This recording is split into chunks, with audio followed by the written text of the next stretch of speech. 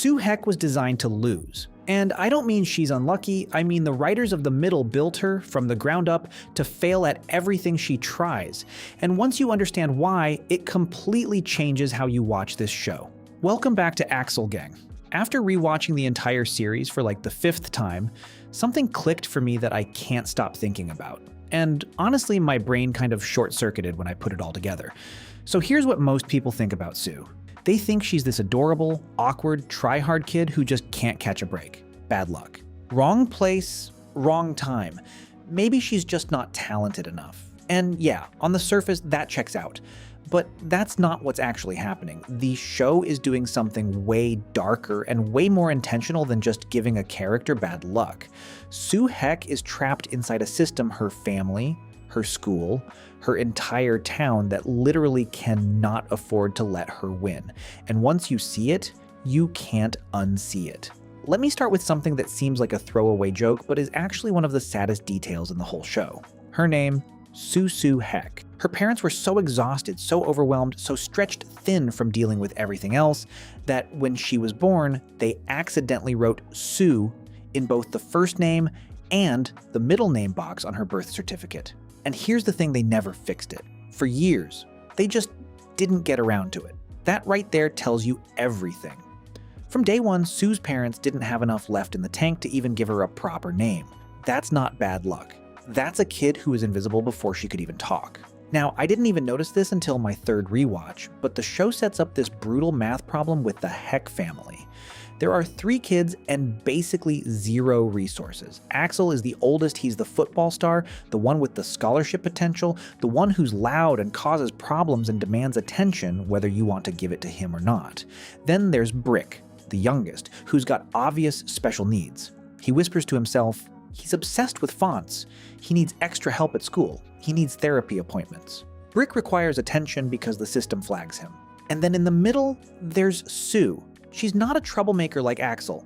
She doesn't have diagnosable issues like Brick. She's just there. And in a family running on fumes, being easy to ignore means you get ignored. That's not a joke the writers are making. That's the whole point. I mean, think about this. There's an episode where Sue literally charts out how much attention each kid gets. And when she brings it up, Axel's response is basically, being invisible is your best quality. That line is played for laughs, but it's devastating if you think about it for more than 2 seconds. Her own brother is telling her that the best thing about her is that nobody notices her. That part is rough. But if you don't understand what the show is doing with money, none of it makes sense. Here's what separates The Middle from every other family sitcom that was on at the same time. Think about Modern Family. The Dunphys live in a gorgeous house in LA. Phil's a real estate agent, Claire eventually runs a company. Money is never really a thing. In The Middle, money is the thing. Frankie sells used cars for what sometimes works out to like $146 a week before commission. Mike runs a limestone quarry. They eat fast food out of bags. Their appliances are broken. They have a jar they've been saving for years just to maybe someday go to Disney World. And Mike threatens to spend the Disney jar money every time something breaks. So what does this have to do with Sue never winning? Everything. Because Sue can't compensate for anything. Other TV teenagers who are awkward or unpopular, they've got something else going for them. Expensive hobbies, nice clothes, a secret talent that gets revealed in Act 3. Sue has none of that. Her family can't afford to put her in private lessons or buy her trendy outfits or send her to camps where she might actually develop a skill. She wears hand-me-downs and sweaters with animal patches on them. She looks like a 5th grader well into high school. And it's not because she has bad taste, it's because her family literally cannot afford to give her anything better. And then there's the braces. Oh man, the braces. This is the detail that honestly wrecked me. Sue wears those massive metal braces for years, like deep into the series. Most shows use braces as a quick, ugly duckling gag. Kid gets braces. Kid gets them off. Kid is suddenly hot. The Middle doesn't do that. Sue keeps those braces forever because her family doesn't have dental insurance good enough to cover regular orthodontist visits. The treatment drags on because they can't afford to keep the appointments on schedule. And to pay for the braces at all, Frankie and Mike had to raid the college fund that Axel's grandfather set up. They stole from one kid's future to fix another kid's teeth. In a wealthy family, that's a scandal. In the Heck family, that's Tuesday. So Sue's braces aren't a character quirk. They're a physical reminder, stuck to her face every single day, that her family is drowning. Crazy, right? Now here's where it gets really heartbreaking, and this is the thing I think most people completely miss. It's not just that the world won't let Sue win.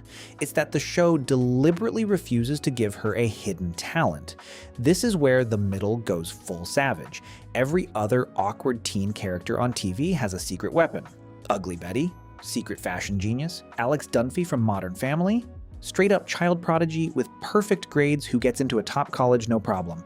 Even Penny from Big Bang Theory. Yeah, she fails at acting, but she's gorgeous, she's charming, she's socially dominant. She's got pretty privilege as a safety net. Sue has nothing. She tries out for volleyball cut. Swimming, she crashes into the wall because she needs glasses she can't afford. Tennis, nope. Choir, she ends up holding cue cards backstage. Track, her mom has to literally go to the school and beg them to create a no-cut team just so Sue can participate. And even then, she gets hit by a deer, during her tryout run.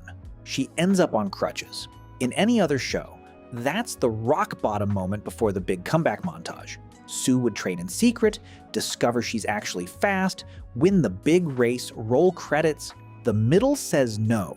There is no comeback montage. There is no hidden gift. There is only Sue getting back up again for no reason other than she refuses to stay down. And I think that's actually the most radical thing about her. She created the Wrestlerettes, this bizarre little cheer squad for the wrestling team, because she couldn't make the real cheerleading squad. She filled it with other rejects, like Weird Ashley, the girl who's into the occult. And their routines are terrible. They're completely out of sync. But they show up every single time. And Sue treats it like she's performing at the Super Bowl. Wait, let me back up for a second because there's this one episode that I think perfectly captures everything about Sue. It's the Heck on a Hard Body episode. There's this contest at a car dealership where you have to keep your hand on a car and the last person standing wins a trip to Disney World. Sue enters. She gets sunburned. She gets stung by bees. She hasn't slept. She looks absolutely destroyed. And at the end, when it's just her and this yoga instructor, Sue turns to the woman and starts calmly listing every single failure of her life, every rejection letter, every team she got cut from, every time someone forgot her name. And she basically says, I don't know how to quit. My entire life has been training for this exact moment. And the yoga instructor, this woman whose entire career is about endurance, looks at Sue and takes her hand off the car because she realizes she cannot outlast this girl. That scene is played as a win, and it is. But it's also the saddest win I've ever seen on television. Because Sue didn't win by being talented or strong or smart. She won because life had beaten her down so many times that she became immune to suffering. Her weakness became her superpower, and that is both beautiful and absolutely crushing. And here's what ties it all together. Sue isn't just the show's punching bag, she's the emotional engine of the entire family. Without her, the Hecks fall apart. Look at Mike. This is a guy who shows love by grunting and watching TV. He openly favors Axel because they both like sports and short sentences. He does not understand Sue at all. Her enthusiasm exhausts him. Her problems seem trivial compared to keeping the lights on.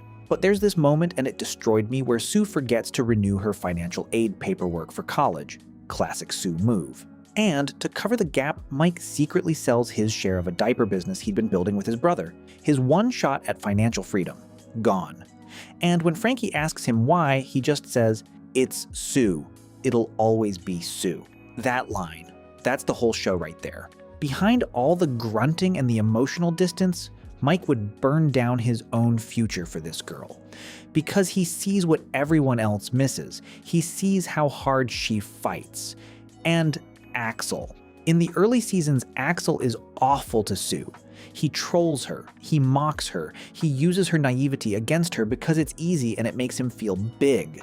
But as the show goes on, something shifts. When someone at school actually threatens Sue or crosses a line, Axel drops the act instantly. He uses his status as the popular jock to clear a path for her. He gives her his old stuffed animal when she's crying in her dorm room. He lets her sleep in his college apartment even though he won't let his own parents visit. Axel becomes a decent person specifically because of Sue.